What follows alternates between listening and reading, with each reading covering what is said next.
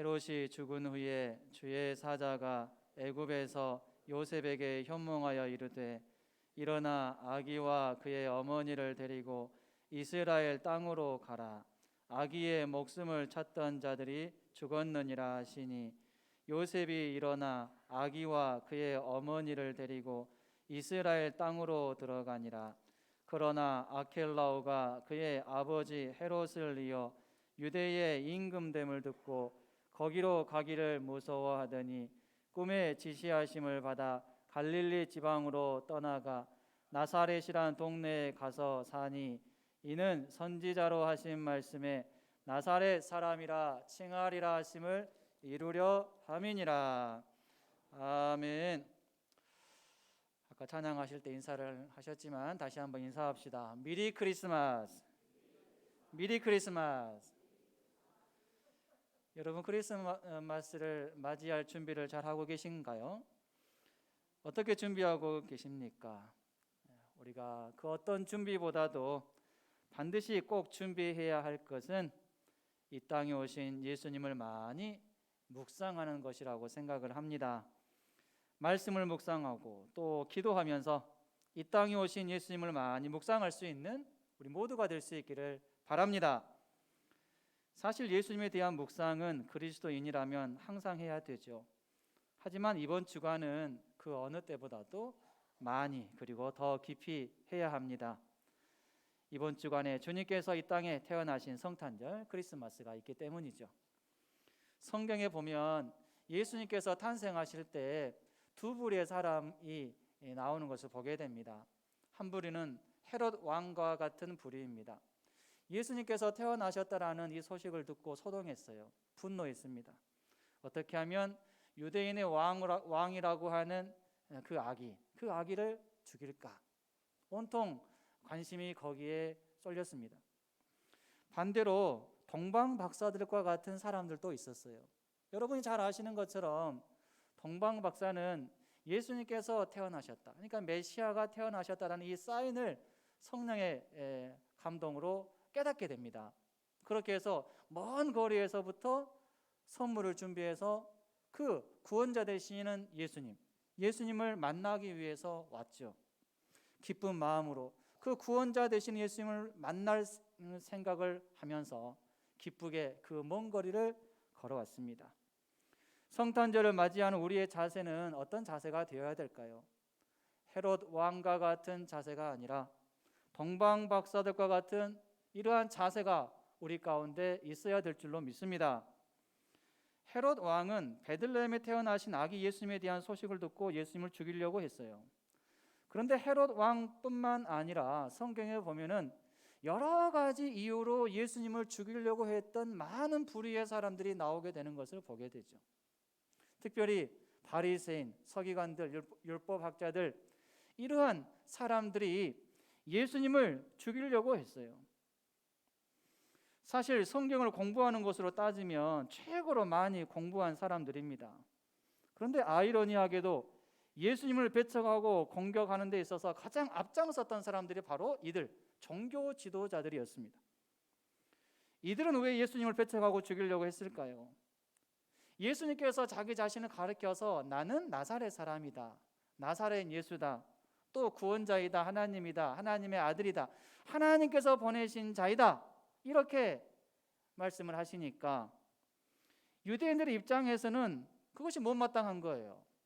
무엇보다도 예수님께서 나사렛 출신이다, 나사렛 사람이다, 거기서부터 기분이 나쁜 거예요. 거기서부터 예수님이 하나님고 메시아가 아니다라는 확실한 증거이다라고 유대인들은 그렇게 생각을 한 것입니다. 그래서 당시 종교 지도자들에게 있어서 구원자 메시아는 절대로 이 나사렛 출신이 되어서는 안 된다라는 생각이 있었습니다. 이러한 고정관념이 있었어요. 구원자라고 하면은 절대로 나사렛이라고 하는 그곳에서는 그곳 출신이 되어서는 안 된다, 이러한 고정관념이 있었죠. 그래서 종교 지도자들에게 있어서, 유대인들에게 있어서 예수님이 나사렛 출신인가 아닌가는 참으로 중요한 문제였습니다. 여기서부터 출발하기 때문이죠. 그러나 결론적으로 말씀드리면 예수님께서 나사렛 출신인 것이 메시아, 구원자가 될 수 없다는 명백한 증거가 될 수 없습니다. 오히려 예수님께서 나사렛 출신이라고 하는 것이 과연 예수님이 메시아 되시고 구원자 되시는 명백한 증거라는 사실입니다. 증거가 될 수 없다는 것이 아니라 오히려 그것이 확실한 증거이다라는 사실입니다. 크리스마스가 신비한 날인 이유가 무엇입니까? 예수님은 분명히 베들레헴에서 태어나셨음에도 불구하고 마치 나사렛에서 태어나신 것처럼 나사렛 사람이다라고 줄기차게 말씀하셨다는 데 있습니다. 사실 우리는 예수님을 생각할 때 나사렛과 예수님을 연결시키기보다는 항상 베들레헴과 예수님을 연관시켜서 생각할 때가 많습니다. 그러나 예수님은 어떻습니까? 예수님은 자신에 대해서 소개를 하실 때 항상 나사렛 사람이다 이렇게 소개하시는 것을 보게 됩니다.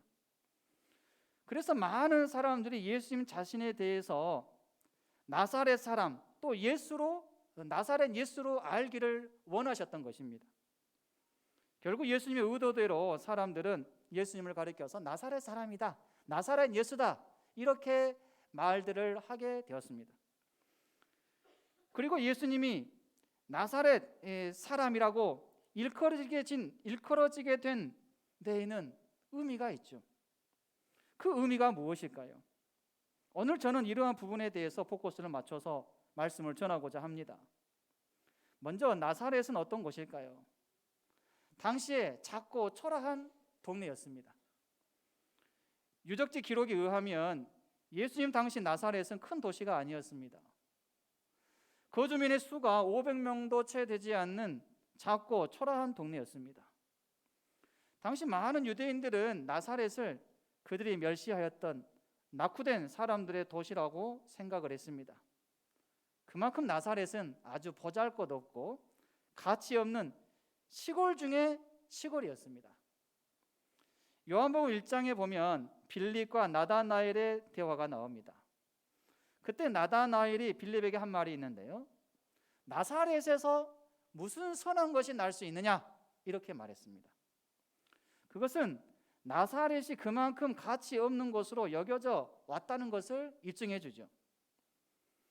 예수님을 나사렛 예수라고 부른 것은 유대인들이 예수님을 그만큼 경멸하고 낮추어 부른 말임을 알 수 있습니다. 쉽게 말하면 나사렛 예수라는 말에는 어디서 듣도 보도 못한 시골뜨기 예수라는 뉘앙스가 숨어 있는 것입니다. 그러나 현재의 나사렛은 완전히 달라졌습니다. 인근 지역을 포함해서 인구 20만 명 정도 사는 큰 도시가 되었어요. 성지 순례로 가면은 그것을 확인할 수가 있습니다. 이스라엘에 사는 아랍인들이 주류를 이루며 살고 있고 또 약 8만 명의 유대인들이 정착해서 살고 있습니다. 그리고 고대 시대의 멋과 대형 쇼핑몰 같은 현대적인 멋이 어우러진 신도시가 되었습니다. 기독교인들이 이스라엘에 오면 빠뜨릴 수 없는 방문지로도 유명해졌습니다. 예수님의 법적인 부모인 요셉과 마리아가 살던 곳, 그곳이 바로 나사렛입니다. 나사렛에서 살았던 것을 토대로 볼 때 요셉과 마리아는 결코 부유하지 않았음을 알 수 있습니다. 천사 가브리엘이 요셉과 정혼한 마리아에게 아들을 낳게 될 것이다 라고 계시해 준 곳이 바로 나사렛입니다. 실제로 나사렛에 가보면 동네 중심에 수태고지 교회가 있는 것을 보게 됩니다. 요셉과 마리아는 나사렛에서 베들레헴으로 가게 됩니다. 당시 요셉과 마리아는 정혼한 상태고 나사렛에서 살고 있는데 마리아는 천사 가브리엘이 말한 대로 성령으로 예수님을 임신하게 됩니다. 그런데 해산이 가까울 때쯤에 로마의 황제 가이사 아구스도가 호적하라는 명령을 내립니다. 호적을 하기 위해서는 반드시 예루살렘으로 가야만 합니다. 그래서 부득이하게 그때 당시에 만삭이 몸이었는데 이 마리아와 요셉은 이제 예루살렘 길에 오르게 된 것이죠. 당시 갈릴리 나사렛에서 베들레헴까지의 거리는 직선으로만 보았을 때 거리가 170km 정도 됩니다. 직선으로만 가장 지름길로 갔을 때 170km예요. 그런데 요셉과 마리아는 유대인이잖아요. 유대인이기 때문에 직선으로 가려면 반드시 사마리아 땅을 거쳐야 됩니다. 사마리아 땅을 거치면 빨리 갈 수 있어요, 그나마. 그런데 유대인인 요셉과 마리아는 사마리아 땅을 거쳐서 갈 수 없어요. 이방의 땅이니까, 부정한 땅이니까 절대로 직선 도로로 갈 수가 없습니다. 돌아서 가야 돼요. 그래서 갈릴리를 돌아서 쭉 밑으로 내려와서 여리고를 통과해서 예루살렘으로 가는 조금 더 먼 거리를 선택을 해야만 했던 것입니다. 그 거리를 선택을 하게 되면 거리가 더 멀어지죠. 230km 정도 됩니다. 230km 정도 되는 그 길을 만삭인 몸으로 가게 된 것이죠. 반드시 호적을 해야 되니까, 로마의 황제의 명령이니까 그것을 거역해서는 안 되는 거죠. 그때 당시에 일반인이 약 30km 정도를 하루에 갈 수 있었다라고 합니다. 그렇게 따졌을 때 230km를 가기까지는 최소 10일 이상이 소요되었을 것입니다. 그것도 마리아는 지금 만삭의 몸입니다. 그렇기 때문에 시간은 더 지체되었을 것이라고 짐작을 할 수 있습니다. 그리고 베들레헴에 도착한 요셉과 마리아는 약 2일간의 호적하는 기간을 보냈습니다. 그때 아기 예수님을 해산하게 된 것이죠.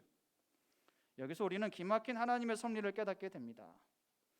잉태하게 된 것도 하나님의 섭리고, 잉태한 상황 가운데에서 일정한 기간이 지난 다음에 이제 해산할 날이 좀 가까이 왔을 때 하나님께서는 로마의 황제 아우구스도, 가이사 아우구스도를 통해서 호적하라는 명령을 내리셨죠. 그 호적하는 명령에 따라서 불가피하게 요셉과 마리아는 약 10일이 넘는 그 여정, 예루살렘으로 올라가는 그 여정에 오르게 된 것입니다. 하나님께서는 그 10일 정도 되는, 10일보다 더 많은 기간 동안에 그 요셉과 마리아를 지켜주셨어요. 특별히 마리아를 지켜주셨죠. 얼마든지 그 기간에도 아이를 낳을 수 있잖아요. 지금 만삭이니까 얼마든지 낳을 수 있습니다. 그런데 하나님께서는 그 베들레헴으로 가는 그 기간 동안에 그 여정 가운데 아기를 낳지 않도록 지켜주신 거죠. 그리고 마리아가 베들레헴에 도착을 했을 때 그곳에서 아기 예수를 낳게 하신 것입니다. 왜 하나님은 마리아로 하여금 굳이 베들레헴에서 아기 예수를 낳게 하셨을까요? 그것은 예수님께서 구약의 예언의 말씀을 성취하기 위해서는 반드시 베들레헴에서 태어나셔야만 했기 때문입니다. 미가 선지자는 미가 5장 2절로 3절에서 이렇게 예언했습니다. 베들레헴 에브라다야, 너는 유다 족속 중에 작을지라도 이스라엘을 다스릴 자가 내게로 나올 것이라. 그의 근본은 상고에 영원에 있느니라. 그러므로 여인이 해산하기까지 그들을 붙여두시겠고 그 후에는 그의 형제 가운데 남은 자가 이스라엘 자손에게로 돌아오리니. 과연 예수님은 태어나실 때부터 이 말씀을 성취하시면서 태어나셨습니다. 예수님은 나사렛 사람이 되셨습니다. 마태복음 2장 23절 말씀입니다. 나사렛이란 동네에 가서 사니 이는 선지자로 하신 말씀에 나사렛 사람이라 칭하리라 하심을 이루려 함이라라. 베들레헴에서 태어나셨고 다시 나사렛으로 예수님께서 가셨습니다. 왜냐하면 그곳에서 요셉과 마리아가 살고 있었기 때문에 고향으로 돌아가야죠. 구약 성경에 이 선지자가 나사렛 사람이라고 칭하리라고 기록된 곳이 있는데 그곳이 바로 이사야 11장 1절입니다. 그러니까 마태복음 2장 23절에 선지자로 하신 말씀에 나사렛 사람이라 칭하리라 하심을 이루려 함이라. 그러니까 그 예언의 말씀이 있다는 것이죠. 그런데 그 예언의 말씀 어디 있냐면 이사야 11장 1절에 있습니다. 한번 읽어볼까요? 이사야 11장 1절. 이새의 줄기에서 한 싹이 나오며 그 뿌리에서 한 가지가 나서 결실할 것이요. 자, 여기에 보면은 나사렛이라는 단어가 나옵니까? 안 나와요. 분명히 마태복음 2장 23절에서는 선지자가 예수님께서 나사렛 사람이라 칭하게 될 것이다 이렇게 말씀하셨는데 정작 이사야 11장 1절에 보면은 나사렛이라고 하는 단어가 없어요. 그런데 우리는 이사야서 11장 1절 말씀 중에 가지라고 하는 이 단어에 집중해야 됩니다. 이 가지라는 단어는 히브리음으로 넷제르라는 단어입니다. 이 나사렛이라고 하는 단어가 바로 넷제르라고 하는 이 단어에서 파생이 되었던 것입니다. 즉 나사렛이라는 단어의 원 단어는 넷제르입니다. 넷제르, 이것은 가지라는 그러한 의미가 있는 히브리어 단어입니다. 때문에 이 가지에서 나왔기 때문에 그 의미로 나사렛 사람이라 칭한다라고 신약에서 번역을 한 것입니다. 그래서 이새의 뿌리에서 나오는 못난 가지를 가리켜서 넷제르라고 말을 합니다. 넷제르를 번역을 하면 뿌리에서 나온 아주 가늘고 볼품없는 연한 가지라고 해석할 수 있습니다. 보통 가지는 나무 기둥의 줄기에서 뻗어 나오는 것이 통상적입니다. 그렇게 나무 줄기에서 나와야만이 정상적인 가지로 자랄 수 있는 거죠. 그런데 넷제르는 중동에 사는 뿌리 식물들 중에서 가지가 줄기에서 정상적으로 나오지 않고 뿌리에서부터 밖으로 비정상적으로 쭉 빠져나온 모양의 가지를 말합니다. 뿌리인지 가지인지 분간되지 않게 생긴 데다가 원줄기와 상관없이 뿌리 밑에 연한 가지 같은 것이 하나 쭉 삐져나온 모양이고 볼품없고 보기 싫습니다. 그래서 나무를 가꾸는 사람들은 나무의 아름다움에 흠이 가지 않도록 상품 가치가 없는 이 넷제르, 이 가지를 발로 밟아서 꺾거나 또 칼로 쳐서 제거하게 되는 것이죠. 이런 비정상적인 연한 가지를 넷제르라고 합니다. 이 단어에서 나사렛이란 말이 생겼습니다. 그만큼 볼품없고 형편없다는 의미로 예수님을 나사렛 사람이라고 불린다라고 말한 것입니다. 그래서 이사야 11장 1절에서 이새의 줄기에서 나오는 못난 가지 넷제르라고 표현한 것은 예수님이 이 땅에 어떤 모습으로 오실 것인지에 대한 예언이다 라고 말할 수가 있습니다. 예수님은 흠모할 만한 아름다운 것이 없이 하나님의 뜻만 가지고 이 땅에 오셨습니다. 이사야서 53장 2절로 3절 말씀 함께 읽습니다. 그는 주 앞에서 자라나기를 연한 순 같고 마른 땅에서 나온 뿌리 같아서 고운 모양도 없고 풍채도 없은즉 우리가 보기에 흠모할 만한 아름다운 것이 없도다. 그는 멸시를 받아 사람들에게 버림받았으며 강고를 많이 겪었으며 질고를 아는 자라. 마치 사람들이 그에게서 얼굴을 가리는 것 같이 멸시를 당하였고 우리도 그를 귀히 여기지 아니하였도다. 아멘. 이사야서 53장의 2절과 3절에는 예수님의 그 풍채도 없고 이 흠모할 만한 아름다운 모습이 없어서 누가 봐도 부담 없는 그야말로 초라한 사람의 모습으로 오실 것을 미리 잘 나타내주고 있습니다. 그러나 현재 기독교 서적이나 인터넷 혹은 영화에서 나오는 예수님의 모습은 그렇지 않죠. 그것은 예수님을 좀 더 멋있게 또 좋게 표현하기 위해서 사람들이 인위적으로 만든 것입니다. 예수님은 영화에서 우리가 보았던 멋지고 잘생긴 모습이 아닙니다. 못생기고 볼품없는 모습으로 오셨습니다. 우리는 그 사실을 알아야 합니다. 우리가 영상에서 보았던 예수님은 그저 잘생긴 모델이거나 영화 배우일 뿐이죠. 예수님이 넷제르의 모습으로 오셔서 나사렛 예수로 불리신 것은 예수님이 권력이나 부를 가지고 오신 것이 아니라 하나님의 뜻과 마음과 약속 그리고 하나님의 넘치는 사랑을 가지고 우리에게 오셨음을 알 수 있게 해주는 대목입니다. 만약 예수님이 화려한 하늘 왕권을 가지고 강력하고 위대한 모습으로 이 땅에 오셨다면 세상에 기댈 것 없고 의지할 것 없는 가난하고 못난 사람들이 예수님을 만나기가 얼마나 부담스러웠겠습니까? 가까이 가기조차 어려웠을 것입니다.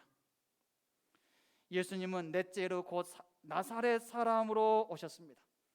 그래서 예수님은 힘있고 화려하고 세상 부러울 것 없이 잘 나가는 사람들에게는 가까이 하거나 만나기가 꺼려지는 분으로 인식되어진 반면 가난하고 의지할 곳 없는 연약한 사람들에게는 의지의 대상으로 인식되어졌습니다.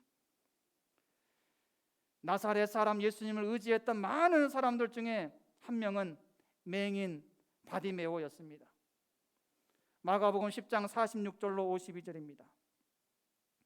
그들이 여리고에 이르렀더니 예수께서 제자들과 허다한 무리와 함께 여리고에서 나가실 때에 디메오의 아들인 맹인 거지 바디메오가 길가에 앉았다가 나사렛 예수시란 말을 듣고 소리질러 이르되 다윗의 자손 예수여 나를 불쌍히 여기소서 하거늘 많은 사람이 꾸짖어 잠잠하라 하되 그가 더 크게 소리질러 이르되 다윗의 자손이여 나를 불쌍히 여기소서 하는지라. 거기까지만 보겠습니다. 여러분, 바디메오는 나사렛 예수시라는 그 말을 듣고 어떤 고백을 했습니까? 다윗의 자손이여 나를 불쌍히 여기소서, 이러한 고백을 했습니다.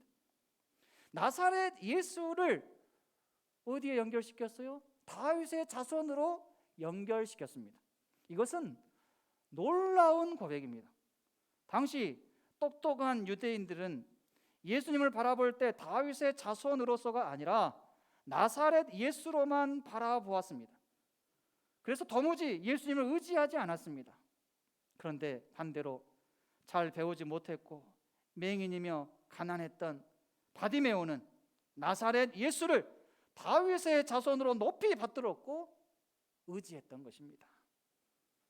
나사렛 예수라는 말이 유대인들에게는 예수님을 배척하고 공격하게 만드는 근거가 되었다면 나사렛 예수라고 하는 이 말이 가난하고 소외되고 연약한 자들에게는 예수님을 의지하게 만드는 계기가 되었다라는 사실을 믿으시기 바랍니다.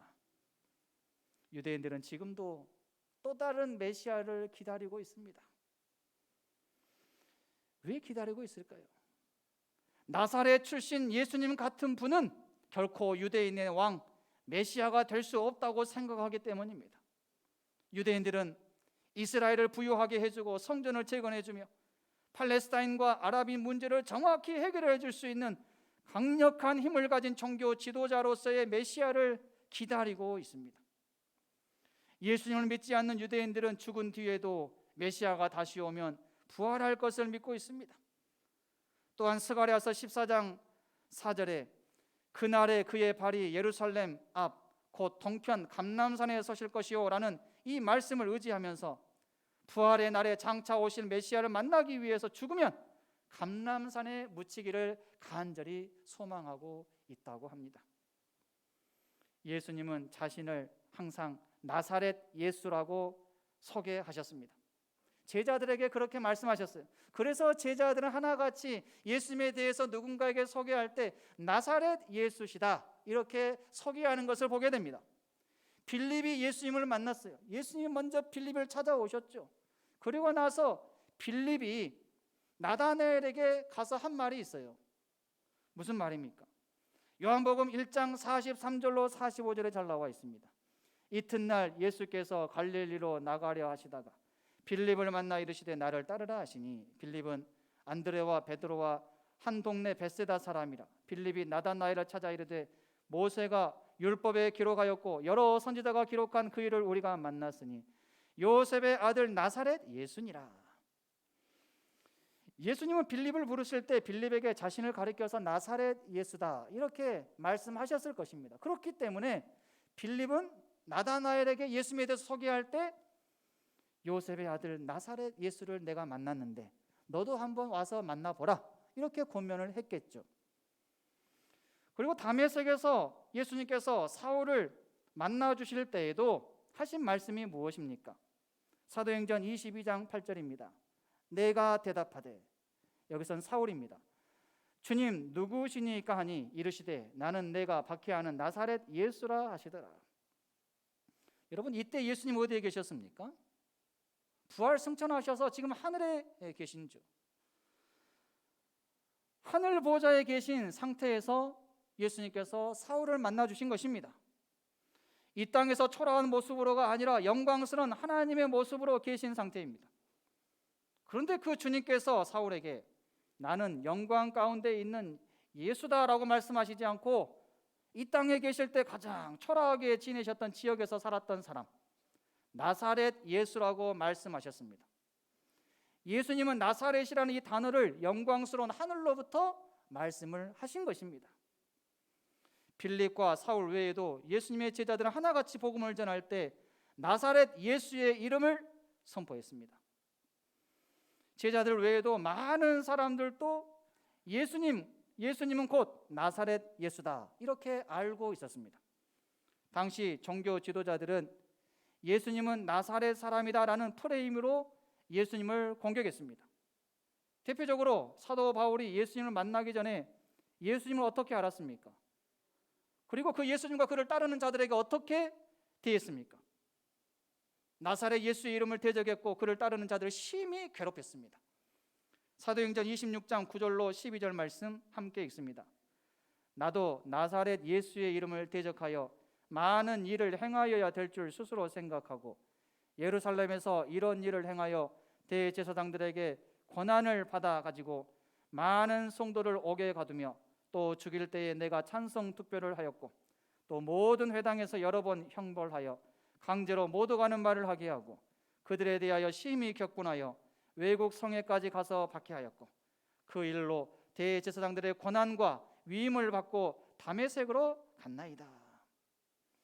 얼마나 나사렛 예수 이름을 대적했는지 잘 알 수 있는 대목입니다. 빌라도도 마찬가지죠. 빌라도도 예수님을 생각을 할 때 나사렛 예수라고 알고 있었습니다. 예수님을 십자가에 못 박을 때 팻말에 썼던 내용이 무엇입니까? 나사렛 예수 유대인의 왕 이렇게 썼습니다. 요한복음 19장 19절입니다. 빌라도가 패를 써서 십자가 위에 붙이니 나사렛 예수 유대인의 왕이라 기록되었더라.